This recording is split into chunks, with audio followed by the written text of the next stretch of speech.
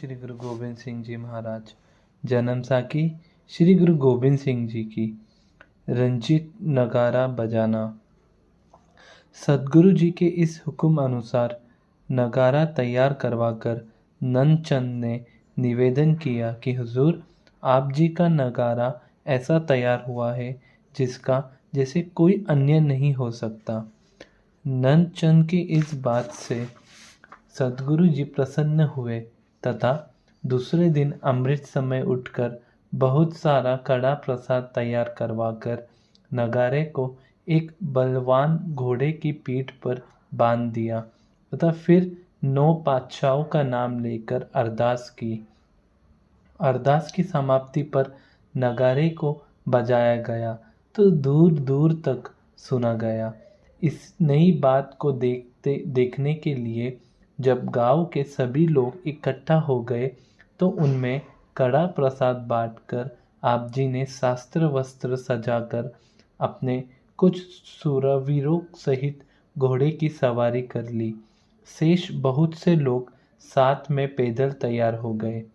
इस तरह की तैयारी देखकर मसंदों ने निवेदन किया, पातशाह, माताजी ने आपको संदेश भेजा है कि इस तरह करने से झगड़ा बढ़ जाएगा। राजा भीमचंद बड़ा ताकतवर है, उसके राज्य में आप नगारा क्यों बजाते हो? उसको घर बैठे बिठाए को आप व्यर्थ ही क्यों छेड़ रहे हो? आपने शिकार पर जाना है तो जाए, नगारा साथ लेकर मत जाए, इसे यही रहने दे। इसके बाद माताजी के इस संदेश की अन्य मसंदों ने भी पुष्टि की, लेकिन सदगुरु जी ने फरमाया कि जितने राजा साज के काम हैं वह सारे जंग आदि से ही करने योग्य होते हैं। माताजी इन बातों को नहीं समझ सकते। यह पहाड़ी राजा क्या है जिनसे माताजी डर रहे हैं? हमें अकाल पुरख की यह आज्ञा है कि पहले किसी को कुछ न कहो, लेकिन यदि कोई शरारत करे तो उसको जंग करके सीधा कर लो। धन श्री गुरु गोविंद सिंह जी महाराज। यह वचन कहकर आप जी घोड़े पर सवार हो गए तथा सेवादार ने नगारा दोहरी चोप मारकर इतनी जोर से बजाया कि लोगों को बादल गरजता हुआ लगा। सदगुरु जी पहाड़ की तरफ रुख करके सेना सहित नगारा लेकर जंगलों में चले गए। आप जी हिरन सह आदि जंगली जानवरों को शिकार करते करते राजा भीमचंद की राजधानी बिलासपुर के नज़दीक चले गए। वहाँ आप जी ने सेवादारों को हुक्म देकर नगारा बड़ी जोर से बजवाया, जिसकी गूंज पहाड़ी में इतनी जोर से गूंजी जैसे भूकंप आता है। इस तरह नगारे की सुंदर ऊंची गूंज हुई आवाज़ सुनकर आप जी ने इसका नाम रंजीत नगारा रख दिया, जो सदा प्रसिद्ध रहेगा। धन श्री गुरु गोविंद सिंह जी महाराज। यह भयानक गूंज सुनकर राजा भीमचंद भी कांप उठा। उसने अपने वजीरों अमीरों से पूछा कि यह नगारा किसका है? किसी पहाड़ी राजा का यह नगारा नहीं है, यह कोई नया ही लगता है। बजवा दूर है पर लगता नज़दीक है। भीमचंद की यह हैरान भरी चिंताजनक बात सुनकर वजीर ने कहा, हुजूर, मैंने सुना है कि गुरु तेग बहादुर जी का लड़का, जिसका नाम गोविंद राय है, वह अपने पिता के बसाए हुए नगर अनंतपुर में रहता है। बेशक आयु में छोटा है, लेकिन बड़े बलवान है। शास्त्र विद्या के धनी तथा हजारों संगतें इनके पास दर्शन करने आती है और बेअंत धन आदि भेंट करती है। वह जंगल में शिकार खेलने आते रहते हैं। एक बड़ा नगारा भी उन्होंने ही तैयार करवाया है। सुना है, लगता है कि वह आज इधर शिकार करने आए हैं तथा उन्होंने ही यह नगारा बजाया है।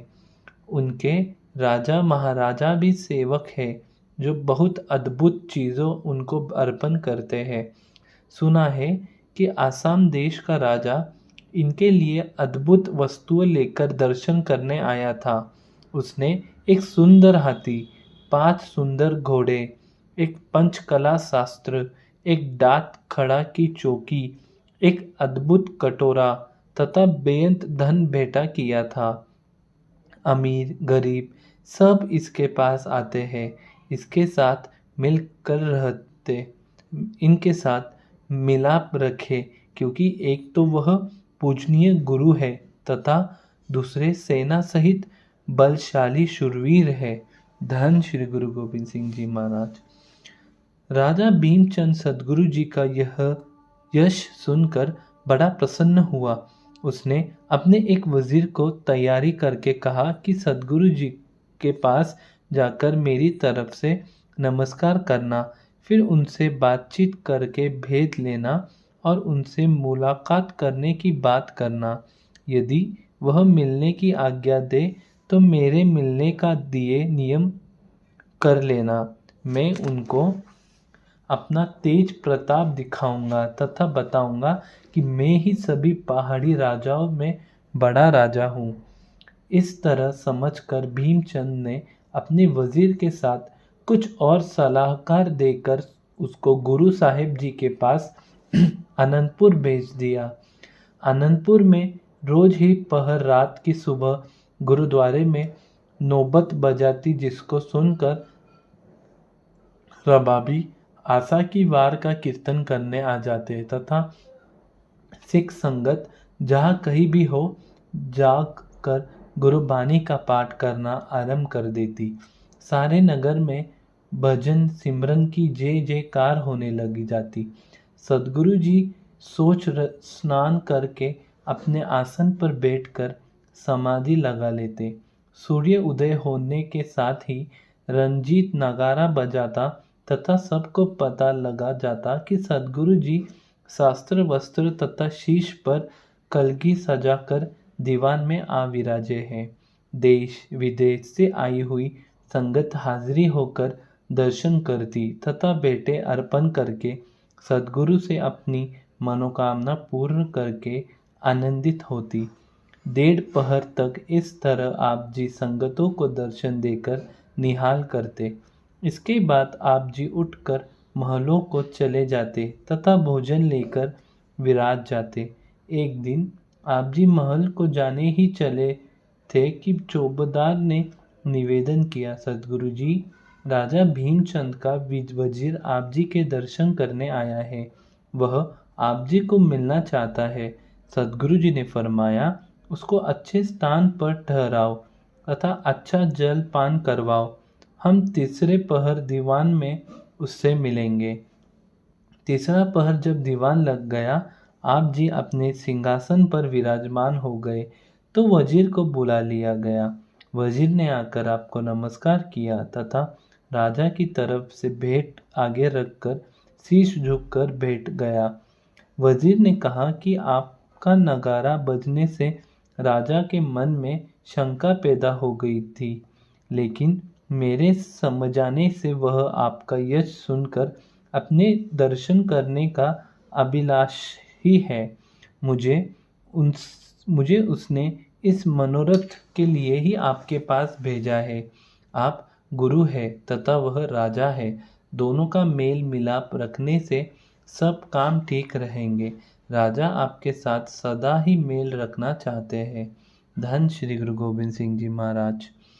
सदगुरु जी ने वजीर की सारी बात सुनकर फरमाया, हे वजीर, तुम हमें यह बताओ कि राजा को किस बात का बहुत शौक है, शिकार करना उसे कितना अच्छा लगता है, घोड़े की सवारी करनी उसे कैसे लगती है, किस शास्त्र को चलाने का उसे अभ्यास है, कौन सा शास्त्र वह सदा अपने पास रखता है, कौन सी जगह उसने नगारा सुना है जिसको सुनकर उसे हमें मिलने की इच्छा हुई है। वजीर ने हाथ जोड़कर उत्तर दिया, महाराज जी, राजा भीमचंद बड़ा योगी है, बड़ा योद्धा है। सारे पहाड़ी राजा उसका हुक्म मानते हैं। सबसे ज़्यादा उसके पास फौज है। कभी कभी वह शिकार खेलने जाते हैं। शास्त्र चलाने का वह बहुत अभ्यास रखते हैं। जब आप शिकार करने गए थे, राजा उस समय नज़दीक ही अपने गांव में था, जहां उसने आप जी का नगारा सुनाता था।